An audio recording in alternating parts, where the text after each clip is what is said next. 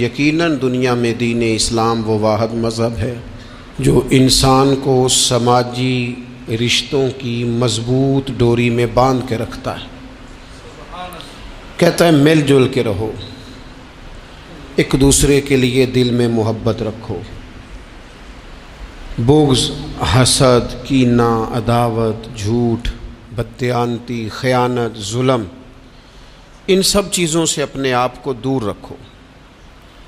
اسلام سب سے زیادہ مل جل کر رہنے پر زور دیتا ہے، بلکہ نبی اکرم صلی اللہ تعالی علیہ وسلم نے ارشاد فرمایا، وہ مومن جو لوگوں کے ساتھ مل کے زندگی بسر کرے اور لوگوں کی طرف سے آنے والی تکالیف پر صبر کرے، وہ مومن اس مومن سے افضل ہے جو زندگی تنہا گزارتا ہے۔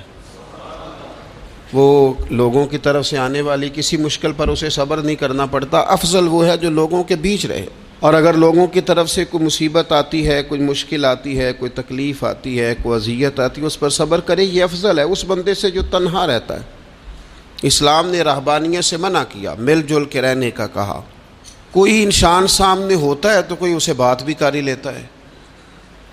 یہ تو بزدلی ہے نا کہ انسان اس لیے کونے میں چلا جائے کہ کوئی آدمی مجھے تکلیف نہ دے۔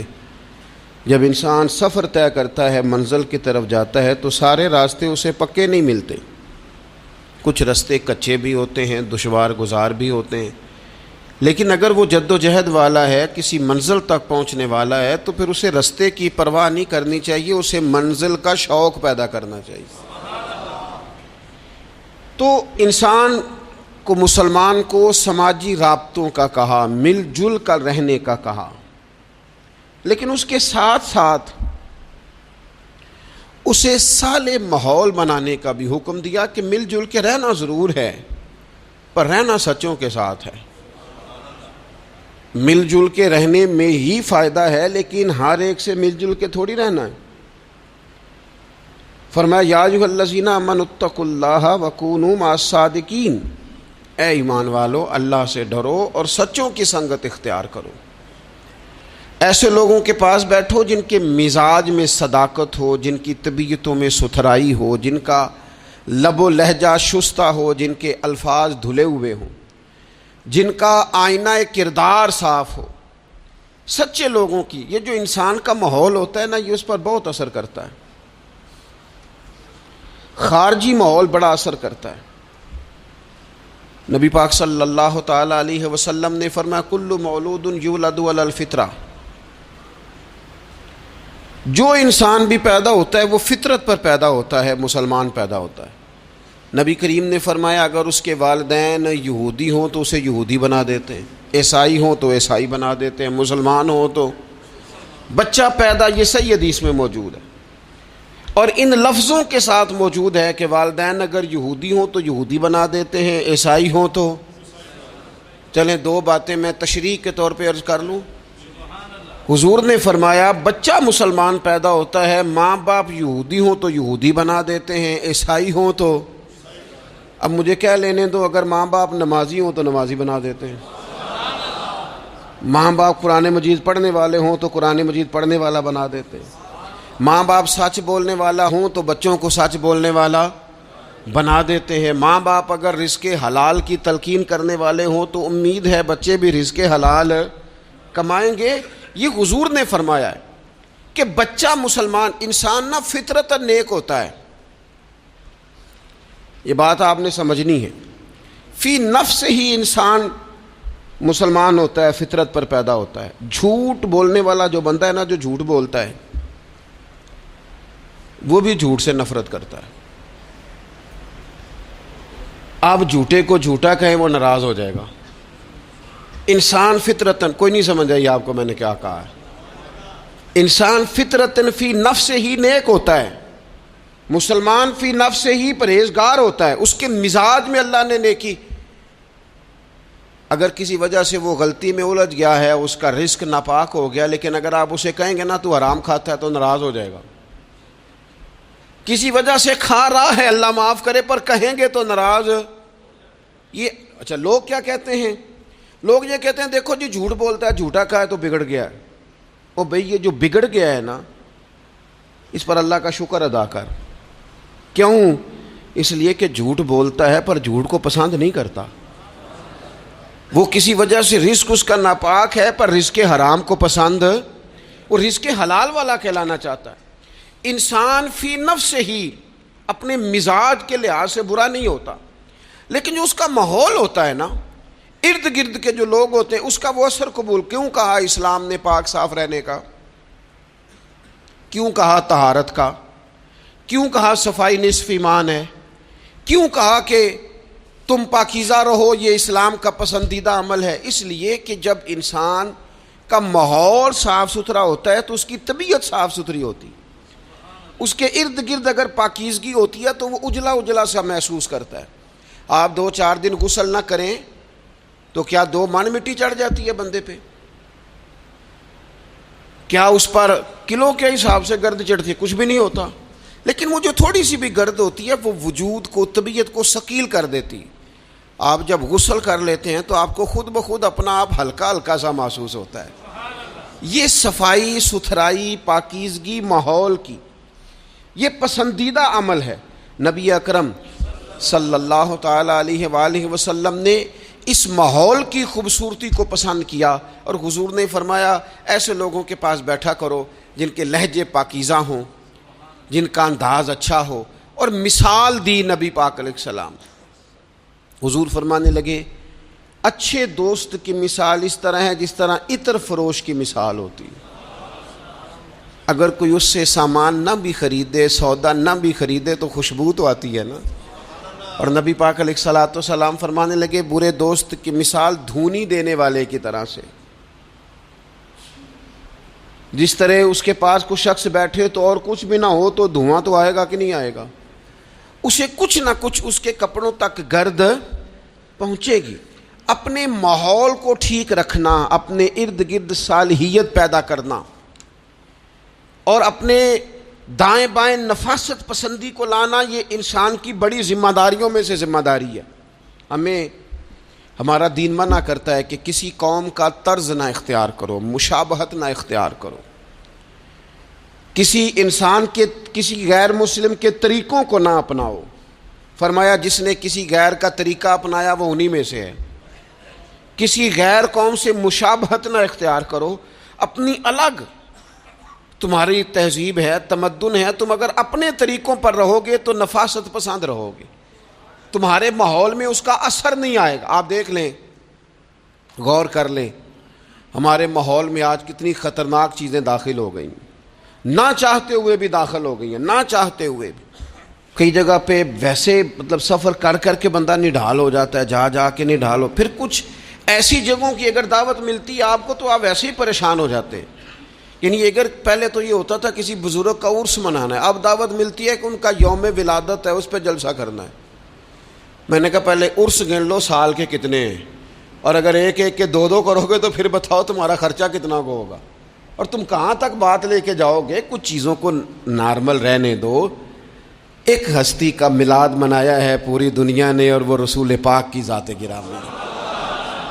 باقی تو ہم نے کبھی نہیں دیکھا. آپ نے کبھی دیکھا حضرت صدیق اکبر کا یوم ولادت منایا جا رہا ہو، حضرت عمر کا، حضرت عثمان کا، مولا علی کا؟ تو یہ باقیوں کو کیا مسئلہ ہو گیا ہے؟ تھوڑا سا اعتدال میں رہیں، تھوڑا سا معتدل رہیں، درمیانی چال چلیں. جب وہ عظیم ہستیاں جن کا طریقہ دین ہے، حضور نے فرمایا میرے طریقے پر بھی چلو اور میرے خلفائے راشدین کے طریقے پر بھی چلو.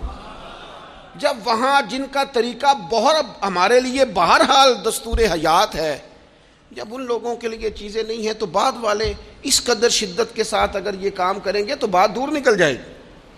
پھر اس کو سمیٹنا سنبھالنا آسان نہیں رہے گا. تو فرمایا کسی قوم سے مشابہت نہ اختیار کرو، اس لیے کہ تمہارے ماحول میں پھر کچھ ایسی چیزیں آ جائیں گی جو ٹھیک. یہ کتنی رسمیں آئی ہیں ہماری. مہندی کہاں سے آئی ہے؟ ہماری اپنی ہے کہ غیروں کی ہے؟ یہ مائیاں کہاں سے آئی ہیں؟ اپنی کے غیروں کی.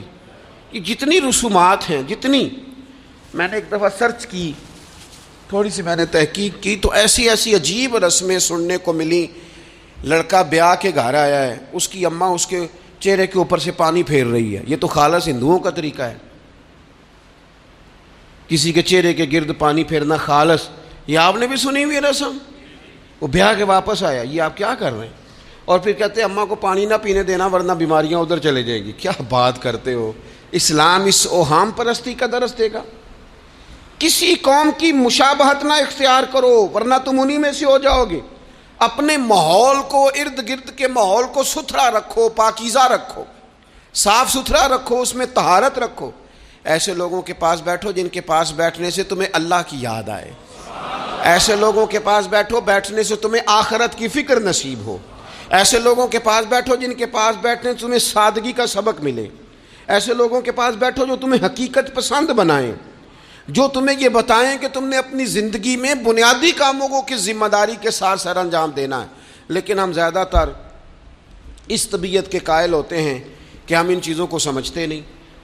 یہ جو ہم کلمات ادا کرتے ہیں، میں نے پہلے بھی کئی دفعہ کہا تھا، یہ جو ہم کلمات ادا کرتے ہیں ان کا بھی ہم پر اثر ہوتا ہے، ان کی بھی تاثیر ہوتی ہے، ان کی بھی خوبصورتی ہوتی ہے۔ تو جو ہم باتیں دوسروں سے سنتے ہیں، ہم جب کسی کے پاس اٹھتے بیٹھتے ہیں تو جو بات وہ بندہ اکثر کرتا ہے نا، وہ نہ چاہتے ہوئے بھی ہماری زبان پہ جاری ہو جاتی ہے۔ کچھ جملے ایسے ہوتے ہیں جو سوسائٹی میں عام ہوتے ہیں تو ہر بندے کی زبان پر چڑھ جاتے ہیں کہ نہیں چڑھ جاتے، یاد ہو جاتے ہیں کہ نہیں ہو جاتے۔ تو ایسے لوگوں کے پاس بیٹھا جائے جو خیر کی بات کرنے والے ہوں، تاکہ ہماری زبانوں پر ہی خیر ہی جاری ہو، کوئی شر والا عمل ہماری زبانوں پر جاری نہ ہو۔ اچھائی، نبی پاک علیہ الصلوۃ والسلام تبوک سے واپس آ رہے تھے، رستے میں مقام جارانہ پر حضور علیہ الصلوۃ والسلام نے حضرت بلال حبشی رضی اللہ تعالیٰ عنہ سے ایک مقام پہ فرمایا اذان پڑھو۔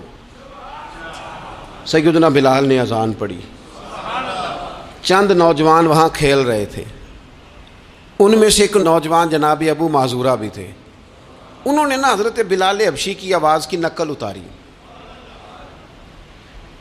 یہ اگر نیت اچھی ہو نا تو اچھوں کی نقل بندے کو تار دیتی ہے۔ ہاں، اگر نیت اچھی ہو، اگر معاذ اللہ توہین کی نیت ہو تو یہ مسئلہ خطرناک ہے۔ حضرت موسیٰ علیہ السلام کے زمانے میں ایک شخص تھا تو جناب موسیٰ کی نقل اتارتا تھا، اس کا انتقال ہو گیا تو رب کریم نے فرمایا اس لیے اسے معاف کر دیا ہے کہ ادائیں تو میرے کلیم کی اپناتا تھا، ادائیں تو میرے کلیم کی اپناتا تھا۔ حضرت بلال کی نقل اتاری تو سرکار کے کانوں میں آواز گئی، آپ نے صحابہ سے فرمایا بچوں کو لاؤ۔ اب جب ان کو منگوایا تو وہ دوڑ گئے، محبوب نے فرمایا کتنا کو دوڑو گے، پکڑ تو ہم نے لینا ہے۔ سب بچوں کو لے آئے، حضرت ابو معذورہ بھی ہیں۔ حضور نے فرمایا کس نے اذان کی نقل اتاری ہے؟ تو یہ بچے بڑے پکے ہوتے ہیں، اگر ایکا کر لینا آپس میں۔ حضور نے فرمایا کس نے اذان پڑھی ہے؟ کوئی نہیں بولا۔ کریم فرمانے لگے چلو باری باری سناؤ۔ اب حضرت ابو معذورہ کی باری آئی، مختلف انداز میں بھی روایت مختلف جگہوں پہ موجود ہے۔ جب ان کی باری آئی انہوں نے اذان پڑھی، پہلے تو پڑھی تھی اپنی مرضی سے، اب پڑھی کریم رسول کی صحبت میں کھڑے ہو کر۔ اور یار حد ہو گئی، جو نبی پاک کے سامنے کھڑا ہو کے کہے اشہد ان لا الہ الا اللہ، جو حضور کے سامنے کھڑا ہو کے کہے اشہد ان محمد رسول اللہ، پھر وہ بندہ خالی رہ جائے؟ حضور نے فرمایا کتنی سونی ہے تیری آواز۔ اور پھر سرکار نے ان کے سر پہ ہاتھ پھیرا، پھر ان کے دل پہ ہاتھ پھیرا۔ تھوڑی دیر ہوئی ایک آیا کالیاں زلفاں والا، ایویں تھوڑی دیر ہوئی ایک آیا کالیاں زلفاں والا، دو کڑیاں میرے من وچ رکیا ہے تے کر گیا نور اجالا۔ ہر چیز تبدیل ہو گئی۔ محبوب نے دعا کیا اللہ انہیں اسلام کی ہدایت دے دے۔ حضرت ابو معذورہ کہتے ہیں چند منٹوں میں میرا ماحول بدلا، میری تقدیر بھی بدل گئی، میں کلمہ پڑھ کے مسلمان ہو گیا۔ اب نبی پاک علیہ السلام نے کیا فرمایا؟ فرمایا کہ بلال اذان پڑھیں گے مدینہ طیبہ میں اور ابو معذورہ پڑھیں گے مکہ مکرمہ میں۔ ان کے بال اتنے بڑے تھے کہ وہ بیٹھتے تھے نا تو ان کے نیچے دب جاتے تھے۔ لوگوں نے کہا کٹواتے کیوں نہیں؟ کہنے لگے کیسے کٹواؤں؟ حضور نے دست مبارک لگایا، یہ میں بال قبر میں ساتھ لے کے جاؤں گا۔ پسے مردن فرشتوں نے جو تلاشی لی تو کیا نکلا؟ کہتے میں انتقال کر گیا، فرشتے قبر ٹٹولنے لگے کہ بھلا کیا لے کے آیا؟ پسے مردن، بعد مرنے کے پسے مردن فرشتوں نے جو تلاشی لی تو کیا نکلا؟ فقط ایک دل کے گوشے سے خیال مصطفیٰ نکلا۔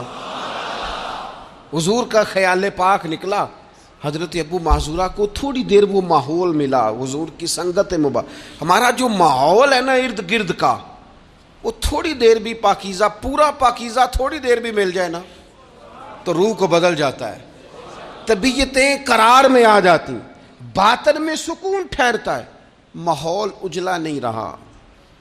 میں کئی دفعہ کہتا ہوں کہ شاید ہمارے دور میں بھی موبائل اتنا عام ہوتا تو جو کچھ لوگ اس دور میں چند لفظ پڑھ گئے تھے وہ بھی شاید محروم رہ جاتے۔ اب تو بچے بڑی آزمائش میں ہیں، ساری غلطی بچوں کی نہیں ہے، بچے بڑی آزمائش میں ہیں اس لیے کہ ان کے ارد گرد ماحول اتنا خطرناک ہے، وہ کیسے اثر قبول، سیانے بندے اثر قبول کرتے ہیں، سمجھدار لوگ اثر قبول کرتے ہیں، تو بچے بیچارے کیا کریں؟ ماحول بہترین بنانا، ماحول کو صاف رکھنا، اور بالخصوص اپنے گھر کے ماحول کو ٹھیک رکھنا، یہ بہت بڑی ذمہ داری۔ ہم یہ سمجھتے ہیں کہ صرف گھر اینٹوں اور پتھروں سے بنتا ہے، گھر کے ماحول کو ٹھیک رکھنا سب سے پہلی ذمہ داری۔ بچوں کے لیے اچھی ماں کا انتخاب، اچھی بیوی لے کے آنا گھر میں، یہ سب سے زیادہ اہم مسئلہ ہے۔ نہ مانے ہم، لیکن بہرحال ڈھیر ساری جگہوں پہ دولت دیکھی جاتی ہے شادی سے پہلے۔ ماں باپ نے بڑی زیادتی کی، بڑا ظلم کیا، ناراض نہ ہونا، بڑا ظلم کیا، پیسے دیکھے بچی اور بچے کا نکاح کر دیا۔ یہ اتنا بڑا زندگی میں آپ نے اپنی اولاد کے ساتھ ظلم کیا ہے کہ آپ تو سائیڈ پہ ہو جائیں گے، لیکن وہ بیچارہ ساری زندگی اس کو بھگتے گا۔ نبی پاک صلی اللہ تعالی علیہ وسلم نے الفاظ کو کھول کر، بات کو واضح کر کے بتایا تھا۔ ایک تو ہوتا ہے نا کہ آپ کو کسی تشریح میں جانا پڑے، حضور نے بالکل کھول کے فرمایا کہ عورتوں سے محض ان کی خوبصورتی کی وجہ سے شادی نہ کرنا، اس لیے کہ خوبصورتی ان کو ہلاکت میں ڈال دے گی، اور فرمایا محض ان کے مال کی وجہ سے شادی نہ کرنا، مال ان کو سرکش بنا دے گا۔ یا رسول اللہ صلی اللہ تعالی علیہ وسلم پھر کیا کریں؟ تو محبوب فرمانے لگے ان کی دینداری کی وجہ سے ان سے شادی کرنا۔ اور یہ ابن ماجہ میں لفظ موجود ہیں، اللہ کے محبوب علیہ الصلوۃ والسلام فرمانے لگے کان میں سوراخ والی کالے رنگ کی باندی اگر دیندار ہو تو تمہارے لیے بڑی بہتر ہے۔ باندی ہو، رنگ سیاہ ہو، کان میں سوراخ ہو، اس سے نکاح کر لینا، شرط یہ ہے کہ دیندار ہو۔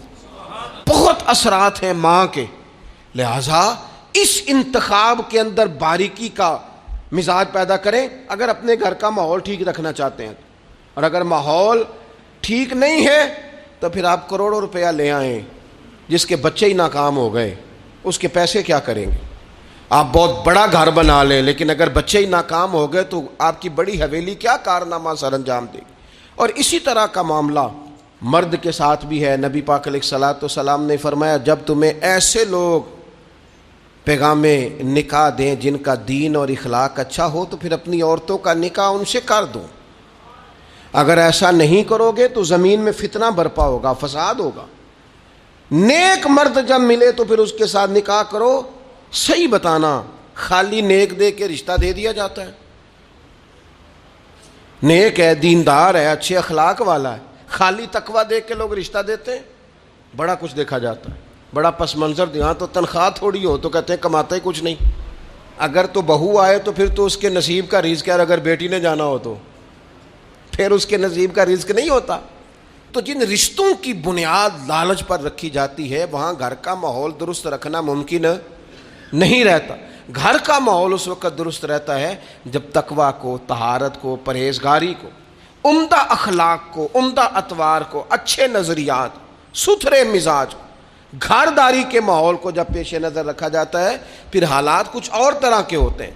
لیکن ہمارے ہاں چونکہ یہ چیزیں دیکھی نہیں جاتی، اس پر غور نہیں کیا جاتا، اور میں نے پہلے بھی کہا ہے، پھر کہتا ہوں یہ بات ضروری ہے، اس پر آپ نے غور کرنا ہے۔ لوگ دیندار ہوں، دیندار نظر نہ آتے ہوں، تھوڑی سی اس پر غور کر لیں، دینداری کا لیبل نہ ہو، اندر دینداری موجود ہو، صرف باہر بورڈ نہ ویزا ہو، اس کے اندر باقاعدہ تقوی ہو، پرہیزگاری ہو، اللہ کا خوف ہو، اور سب سے ضروری چیز اچھے اخلاق ہو۔ نبی اکرم علیہ السلام کی خدمت میں عرض کیا گیا تھا، یا رسول اللہ ایک بی بی بڑا صدقہ کرتی ہے پر اپنی زبان سے تکلیف دیتی ہے پڑوسیوں کو، صدقات بڑے کرتی ہے، سخی بڑی ہے، تو حضور نے فرمایا دوزخی ہے۔ یا رسول اللہ ایک بوڑھی اماں پنیر کے خشک ٹکڑے صدقہ کرتی ہے، غریبنی ہے، پر یا رسول اللہ اخلاق کی بڑی اعلیٰ ہے، اللہ کے محبوب نے فرمایا اسے بتا دو رب اسے جنت عطا فرمائے گا۔ وہ جنتی بی بی ہے اس لیے کہ اخلاق عمدہ ہے، اس کا لہجہ عاجزی والا ہے، اس کے لفظوں میں خوبصورتی ہے، وہ اپنی زبان کے تیر برسا کے دلوں کو گھائل نہیں کرتی۔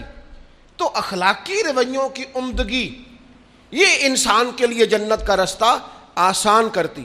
پھر گھر کے اندر کچھ دینی ماحول بنایا جائے، اور دینی ماحول سے ہمارے ہاں لوگ یہ مراد لیتے ہیں کہ میں جناب اچھی اچھی باتیں کروں، عمدہ تقریر کروں گھر کے اندر، میں اپنے بچوں کو واقعات سناؤں صحابہ اور اہل بیت کے، بڑی اچھی بات ہے، اس سے بھی انقلاب آئے گا۔ لیکن ہمیں پتہ ہے نبی پاک علیہ السلام نے کیا فرمایا؟ حضور نے فرمایا کچھ نفل نماز گھر میں بھی پڑھا کرو۔ تم اپنی عبادات کا ماحول گھر کے اندر بناؤ، تمہاری طبیعت گھر میں لگے، تمہارا گھر سجدے سے آباد ہو۔ نبی اکرم صلی اللہ تعالی علیہ وآلہ وسلم نے فرمایا اپنے گھر کے اندر کچھ وقت گزارو عبادت میں۔ خود بخود تمہارے بچوں کو ہم نے دیکھا ہے گھر کے اندر نماز کی نیت باندھے تو جس چھوٹے بچے کو بالکل پتہ نہیں نہ ہوتا نماز کیا ہے، وہ بھی ساتھ آ کے کھڑا ہو جاتا ہے، سجدہ نہ کرنا آئے تو مصلی پہ لیٹ جاتا ہے۔ گھر کے اندر دین کی آپ تقریر نہ شروع کریں، آپ عمل کریں۔ آپ کا لہجہ میٹھا ہے تو مٹھاس آگے تقسیم ہوگی۔ آپ کے بچے جو انداز آپ کے والدین کے ساتھ آپ کا دیکھیں گے وہ رویہ آپ کے ساتھ اختیار کر لیں گے۔ اگر سچائی کا پہلو گھر کے اندر آئے گا تو بچے سمجھیں گے ہمیں سچ بولنا ہے۔ اگر وہ کبھی اپنے باپ کو حضور کی یاد میں روتا دیکھیں گے تو وہ بھی کہیں گے مدینے جانا ہے۔ اگر وہ کبھی نبی پاک علیہ الصلوۃ والسلام کی محبت کی گفتگو دیکھیں گے تو خود بخود وہ بات اتر جائے گی۔ گھر کے اندر اگر بڑا کچھ ہوتا ہے، آج جی میرا دل کر رہا ہے میں نے پکوڑے کھانے ہیں، آج جی میرا دل کر رہا ہے میری مرضی کی فلاں چیز پکائی جائے، آج میرا دل کر رہا ہے فلاں چیز گھر میں لائی جائے، تو کبھی کبھی یہ بھی دل کرنا چاہیے کہ آج میرا دل کر رہا ہے گھر میں سورہ یاسین پڑھی جائے، آج میرا دل کر رہا ہے گھر میں اللہ کا ذکر کیا جائے۔ نبی کریم صلی اللہ تعالی علیہ وسلم نے فرمایا ایک وہ گھر ہے جس میں اللہ کا ذکر ہوتا ہے اور ایک وہ گھر ہے جس میں اللہ کا ذکر نہیں ہوتا۔ ان دونوں گھروں کی مثال زندے اور مردے کی ہے۔ جہاں رب کی یاد ہوتی ہے وہ گھر زندوں کا ہے، جہاں اللہ اللہ کی جاتی ہے وہ گھر زندوں کا ہے، جہاں رب کو پکارا جاتا ہے دعائیں مانگی جاتی ہیں وہ گھر زندوں کا ہے۔ اور جہاں سویرے سارے سوئے ہیں، رات کو اعلیٰ کھانا کھایا، انہوں نے ٹھنڈے کمرے میں آرام کیا، ان کے لیے ساری نعمتیں ہیں، لیکن یہ کس قدر تکلیف کی بات ہے کہ نماز فجر کے لیے کسی ایک کی بھی آنکھ نہیں کھلتی۔ یہ کیا گھر ہے؟ یہ تو مردوں کا گھر ہے، یہ کوئی زندوں کا گھر ہے؟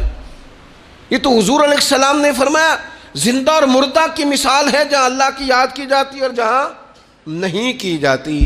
اپنے گھروں کو، اپنے گھروں کے ماحول کو اللہ کے ذکر کے ساتھ آباد کرنا۔ اور پھر ایک اور بات، جب ہم اچھے لوگوں کے پاس بیٹھتے ہیں تو اچھائی لے کے لوٹتے ہیں، اور یہ ہمارے ہاں نا ایک بہانہ آج کل بنا لیا گیا ہے کہ اچھے لوگ ملتے نہیں۔ بھئی ہم لوگ نا اچھے لوگ ڈھونڈتے ڈھونڈتے آہستہ آہستہ معاذ اللہ معصوم لوگ ڈھونڈنے شروع کر دیتے۔ ہم کہتے ہیں ہمیں ایسا بندہ ملے جس میں غلطی کوئی نہ ہو، جس میں بالکل غلطیاں ہو وہ شیطان ہوتا ہے، اور جس میں بالکل نیکیاں ہو وہ فرشتہ ہوتا ہے، جس میں کچھ نہ کچھ کوتاہیاں ہوں لیکن خیر کا غلبہ ہو وہی تو بندہ مومن ہوتا ہے۔ حضور علیہ السلام نے فرمایا ہے کہ آدم کے ہر بیٹے سے خطا ہو جاتی ہے لیکن بہترین خطا کار وہ ہے جو جلدی توبہ کر لیتا ہے۔ ہم یہ چاہتے، مجھے جی کو بندہ نہیں ملا ساری زندگی، نہیں آپ بندہ نہیں ڈھونڈ رہے تھے، آپ تو معاذ اللہ معصوم عن الخطا ڈھونڈ رہے تھے، وہ نبی اور فرشتوں کے علاوہ کوئی نہیں ہوتا۔ آپ کو دیکھنی چاہیے تھی جہاں سے کچھ خیر مل رہی تھی وہاں فوراً حاصل کر لیتے، جہاں سے کوئی اچھائی مل رہی تھی وہاں سے فوراً حاصل کر لیتے. ہمارے صوفیاء، ہمارے بزرگان دین، ان سے لوگوں نے خیر پایا ہے، ان کی زندگیوں کو ڈسکس نہیں کیا. ہمارا یہ ماحول بن گیا کہ ہم نے ایک دوسرے کو ڈسکس کیا ہے اور رج کے کیا ہے، لیکن کہیں سے خیر ملتی تھی تو وہ خیر حاصل ہے. ہمارے ذمے تو یہ تھا کہ نبی پاک علیہ السلام نے فرمایا حکمت مومن کی گم شدہ میراث ہے، جہاں سے تمہیں خیر میسر آتی ہے اپنے حصے کی سمیٹو، اس پر عمل کرو. ہم نے کیا کیا؟ ہم نے، وہ بندے نے خیر دی تھی، پھر ہم نے ٹٹولنا شروع کیا، پھر ہم نے تھرمامیٹر لگا اور اپنا اپنا کرائیٹیریا، اپنا اپنا معیار بنا کے لوگوں کو تولا. نتیجہ کیا نکلا؟ ساری زندگی تولتے ناپتے گزر گئی. خیر پانے والے خیر پا کے چلے بھی گئے، نصیحت لینے والے نصیحت لے کے چلے بھی گئے، جنہوں نے عمل کرنا تھا انہوں نے عمل کر بھی لیا، اور کچھ ایسے تھے بیچارے ساری زندگی ٹٹولتے ہی رہے، ساری زندگی طے ہی کرتے رہے، ساری زندگی انہوں نے. ہمارے صاحب رحمۃ اللہ علیہ کی خدمت میں ایک شخص آیا، اس نے کہا جی میں نے دنیا دیکھی ہے، مجھے کوئی بندہ پسند نہیں آیا، اور اب آپ کی شہرت سنی ہے تو میں زیارت کے لیے آیا ہوں. تو حضرت قبلہ عالم رحمۃ اللہ علیہ وہ بڑی تھوڑی باتیں کرتے تھے، اور جو کرتے تھے وہ کمال کرتے تھے. وہ فرمانے لگے آپ کھانا کھائیں، فقیر کے لائق کو حکم ہو تو کریں، باقی چونکہ آپ نے کافی دنیا دیکھی ہے تو وہ جتنے آپ دیکھ آئے ہیں میں ان سب سے زیادہ گناہ گار ہوں، لہٰذا اگر آپ اتنے لوگوں کو دیکھنے کے بعد یہاں آئے ہیں تو آپ کو یہاں سے کچھ نہیں ملنے والا، اس لیے کہ ہم تو ان سب سے چھوٹے ہیں، ہمارا یہ معیار ہے. یہ عاجزی، یہ انکساری، یہ درد اس شخص کو اگلا سوال کرنے کا موقع ہی نہ ملا. کہنے لگا آپ مجھے بیعت فرما لیں، تو کہنے لگے نہیں نہ، اتنی تنقیدی نظریں اور اتنا گہرا مطالعہ، تھوڑے عرصے کے بعد آپ پریشان رہنے لگ جائیں گے. آپ جائیں، ابھی ڈھونڈیں، ابھی تلاش کریں، بھی آپ کو وقت لگے گا. آپ تھوڑا گھوم لیں. زندگی میں کچھ لوگ خیر پا ہی نہیں سکے، انہیں اچھے لوگ ملے ہی نہیں، حالانکہ یہ میرے نبی پاک کی امت ہے. میں بڑی بات کرنے لگا ہوں، بڑی، اگر آپ کی سمجھ میں آئے تو یہ حضور کی امت ہے. کنتم خیر امت، یہ نبی پاک پر نازل ہونے والے قرآن کا فیصلہ ہے. اور میرے رسول پاک علیہ السلام نے فرمایا میری امت میں سے بڑی جماعت، سواد اعظم ہمیشہ حق پہ رہے گی، بڑے لوگ ہمیشہ حق پہ رہیں گے. اور حضور نے فرمایا میرے دین پر ہمیشہ عمل کیا جاتا رہے گا. تو قرآن و حدیث تو کہتے ہیں خیر والے لوگ موجود ہوں گے، تو جسے مل نہیں رہے، اور ایک دو چار لوگ نہیں، جماعت کہا. کتاب و سنت کہہ رہی ہے لوگ ہیں، ملیں گے، اور جس کو مل نہیں رہے اس کا معنی یہ ہے کہ وہ سامنے والے کا چہرہ تو صاف کر رہا ہے پر اپنی اینک کا شیشہ صاف نہیں کر رہا. وہ سامنے سے آئینے کو تو الزام دے رہا ہے، لیکن وہ اپنے چہرے سے نقاب اتارنے کو تیار نہیں ہے. مندے بندے نو میں لبن ٹریا تے جاگتے ملیا نہ کوئی، اپنے اندر چاتی پائی تے میتھوں برا نہ کوئی.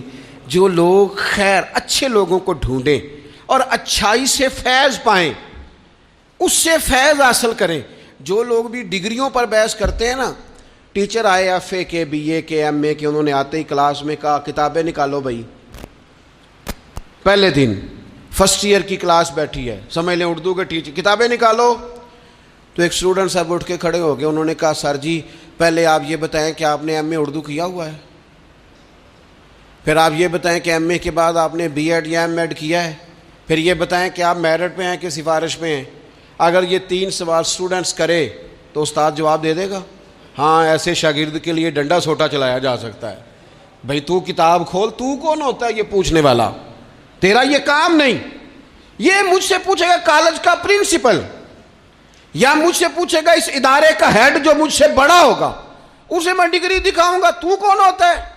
تیرے ذمہ یہ آیا ہے کہ تو مجھ سے پڑھ، کتاب کھول، میں تجھے پڑھاؤں، یہ تیری ذمہ داری. میرے دور کا سب سے بڑا مسئلہ یہ ہے کہ لوگوں نے کہا اولیاء کی ڈگریاں چیک کریں گے، معاذ اللہ یہاں تک کہ کہا پہلے صحابہ کی تاریخ دیکھیں گے، کون کس کے ساتھ مشاجرات میں تھا، پہلے وہ چیک کریں گے پھر فیض پائیں گے. ہمیں تو ہمارے نبی نے کہا تھا صحابی کا نجوم، میں نے یہ سارے تمہارے لیے ستارے بنائے ہیں، تم جس کے پیچھے چلو گے اللہ تمہیں ہدایت عطا فرما دے گا. لیکن یہاں لوگوں نے کہا ہم ڈگریاں دیکھیں گے. نقصان کیا ہوا؟ بے فیض رہ گئے. نتیجہ کیا نکلا؟ پا کچھ نہیں سکے.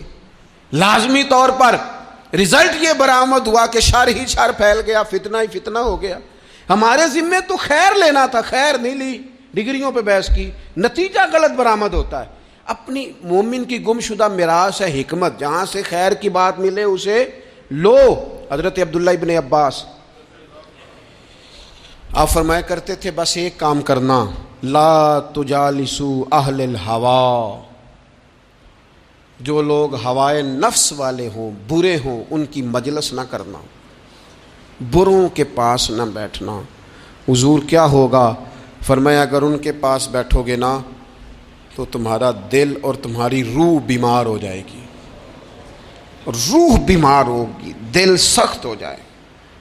بروں کی صحبت سے اپنے آپ کو بچانا، اپنے ارد گرد کے ماحول میں خیر والے۔ داتا گانج بخش علی اجویری رحمت اللہ تعالی علیہ ارشاد فرماتے ہیں کہ ایک بندہ طواف کعبہ کر رہا تھا، بیت اللہ شریف کا طواف کر رہا تھا، اور وہ طواف کرتے کرتے نا دعائیں مانگ رہا تھا، یا اللہ میرے دوستوں کو نیک کر دے، یا اللہ میرے دوستوں کو پرہیزگار کر دے، یا اللہ میرے دوستوں کو اچھا کر دے۔